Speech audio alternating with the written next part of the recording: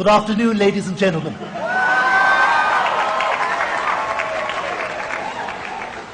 It is indeed an honor to address the denizens of the hallowed grounds of Harvard, where boys can be boys, girls can be girls, and those in between can create student groups to feel better about their lack of romantic options.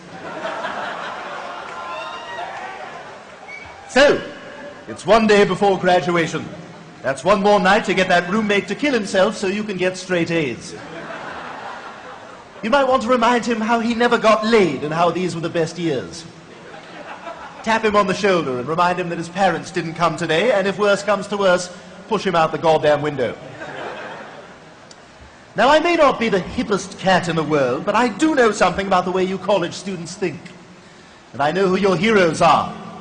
And at the top of that list is a fellow whom you regard as the very epitome of the cutting edge of cool. The trends that he sets, you follow without question. And when he opens his mouth, you young people take it as gospel. Of course, I'm talking about your precious paragon of current popular culture, the Fonz.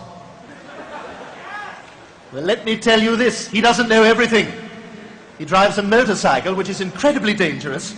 He wears his trousers too tight, which inhibits sperm production. And friends, if you hit a jukebox with your fist, you're just going to break it. So suffice it to say, I know how your minds work. And I know what you're thinking on this day of your advancement into adulthood. You're wondering to yourselves, what can I expect from the outside world? Will I find my niche? What should I know about the vast territory that lies beyond the confines of my little subculture of textbooks, ramen noodles, coin-operated laundry, and TV shows that seem to think they can skate by with random jokes about giant chickens that have absolutely nothing to do with the overall narrative? The boys at South Park are absolutely correct. Those cutaways and flashbacks have nothing to do with the story. They're just there to be funny. And that is a shallow indulgence that South Park is quite above. And for that, I salute them. But to my point, what is out there? Well, I can't tell you all the correct paths to traverse, but I can tell you some things to avoid. Number one, don't get a tattoo of a Chinese character on your fanny if you don't understand the language.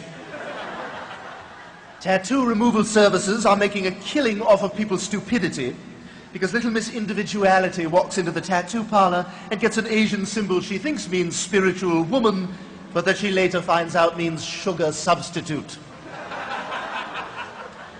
Number two, don't be taken in by idiotic popular songs that profess to be deeper than they are.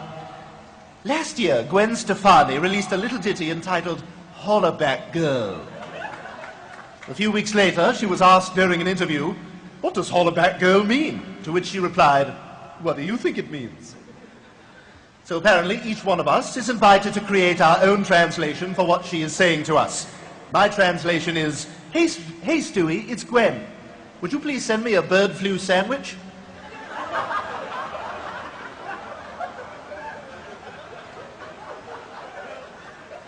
Number three, stay away from the church. In the battle over science versus religion, science offers credible evidence for all the serious claims it makes. The church says, "Oh, it's right here in this book. See, the one written by people who thought the sun was magic?"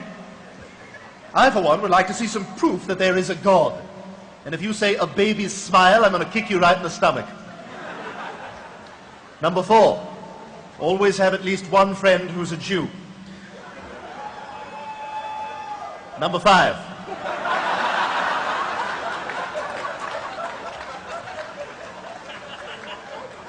do not create a television series about a group of people who crash land on an island if you don't know where you're going with it.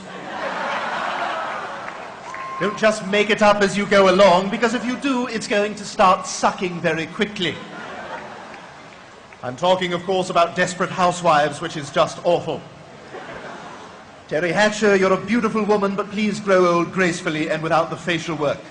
You're not allowed to have an exoskeleton unless you're a beetle. Number six, if you ever fall into a deep depression and nothing can cheer you up, don't give up hope.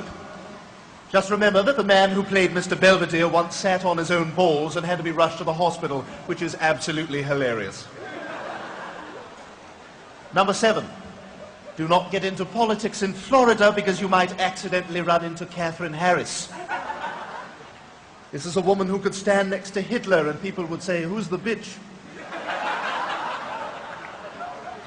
Number 8, do not wear a wool cap indoors in the middle of the summer unless you are either a douchebag or Colin Farrell. Yes, Colin, I see you there with your wool cap.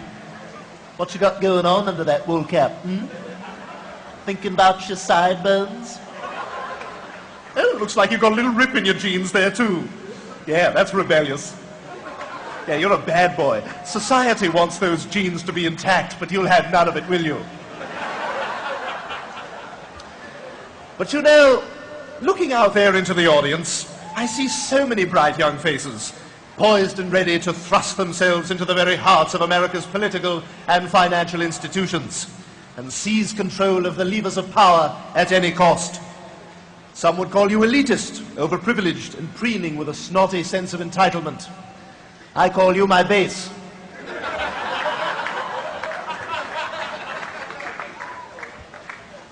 Now, I can see by the looks on your faces that some of you disagree with me. You think you can hold on to those lofty visions of a life of nobility? Still have your ideals, do you? Can use that big brain of yours to make a difference? You gonna make the world a better place? Be an agent for change? Volunteer? You gonna get a job in the public sector? Sacrifice the big bucks because that doesn't matter to you? Maybe spend a few years in the Peace Corps? Save the whales, maybe? Maybe join the Environmental Defense Council? Recycle? Gonna go and clean up a few rivers like JFK Jr.? Live in a tree? Volunteer for legal aid for the underprivileged? Go to Africa? No, you're gonna sell out. And now, brave graduates, I shall pass the verbal baton to our final speaker.